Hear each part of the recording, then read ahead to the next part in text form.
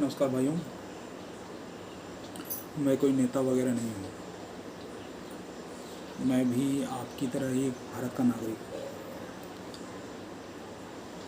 मैं बहुत ही कम शब्दों में अपनी बात कह देना चाहता हूँ।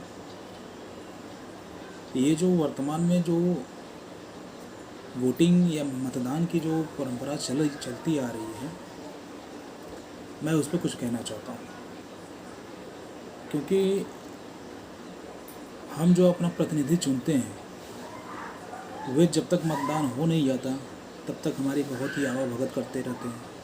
लेकिन जैसे ही वो चयनित हो जाते हैं, वे अपने मतलब पद पर आसीन हो जाते हैं, तो वो हमको भूल जाते हैं। तो कहीं ना कहीं ये जो राजनीति हो रही है, ये देश हित के लिए राजनीति नहीं हो रही है, व्यक्तिगत राजनीति हो रही है। मैं सिर्फ एक पार्टी का नहीं, मैं सभी पार्टियों के लिए कह रहा हूँ। वोट मांगने का जो तरीका है, वो किसी भी मुद्दे पे मांगा जा सकता है। पिछले सत्र में हमने देखा कि ऐसे कई मुद्दे उठे जो आज तक भविष्य में नहीं उठे थे और न कभी होंगे। सबसे बड़ा मुद्दा हिंदू मुस्लिम का होता है। हम और आप बहुत बेहतर जानते हैं कि भारत में हिंदू और मुस्लिम का संबंध कैसा है।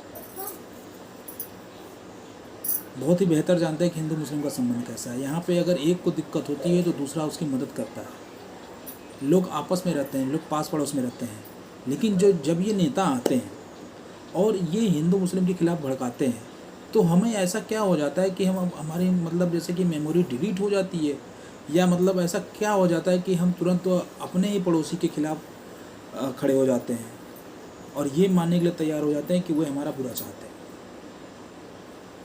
इतिहास में जो हुआ सो हुआ, लेकिन समाज में जो हो रहा है उसका असर कहीं ना कहीं हमारे आने वाली पीढ़ी पर भी पड़ेगा और हमारे देश पर भी पड़ रहा है। तो मैं मोटे मोटे शब्दों में ये कहना चाहता हूँ कि देखिए, अपना प्रतिनिधि जो भी चुनिए, आप देश हित में चुनिए, स्वहित में चुनिए, न कि जो नेता हो सिर्फ उसके व्यक्तिगत हितों को ध्यान में रख के आप उसको चुनिए। आप ये देख ही रहे हैं कि जितने भी नेता चयनित हो रहे हैं, सब सिर्फ व्यक्तिगत राजनीति कर रहे हैं। वो किसी न किसी प्रकार से वोट पाके उस पद पर आसीन होना चाहते हैं और उसका लाभ उठाना चाहते हैं, न कि देश के लिए लाभ करना चाहते हैं, न कि हम लोगों के लिए कोई लाभ हो रहा है। इसलिए अपना लाभ चाहते हैं, अपना विकास चाहते हैं, देश का विकास चाहते हैं। तो मेरे भाइयों और बहनों, कभी भी उस पद पर आसीन व्यक्ति को देखकर आप वोट न करें। आप उसके व्यक्तित्व को देखकर वोट करें, उसके पूर्व कार्यों के आधार पर वोट करें और इस आधार पर वोट करें कि क्या ये मतलब देश का विकास कर सकेगा। और उसके जो मुद्दे उठते हैं, मुद्दे तो आजकल लोग भूल जा रहे हैं। चाय पे उनकी बातें करते हैं और उसके बाद वो भूल जाते हैं। तो जागरूक होइए।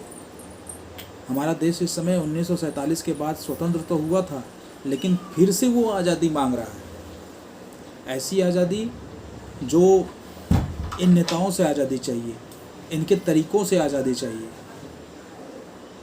हमारे ख्याल से आप लोग बहुत बेहतर समझते हैं, हमसे ज़्यादा जानकार हैं, लेकिन कहीं वो दिख नहीं रहा है, वो बुद्धिमत्ता दिखती नहीं है।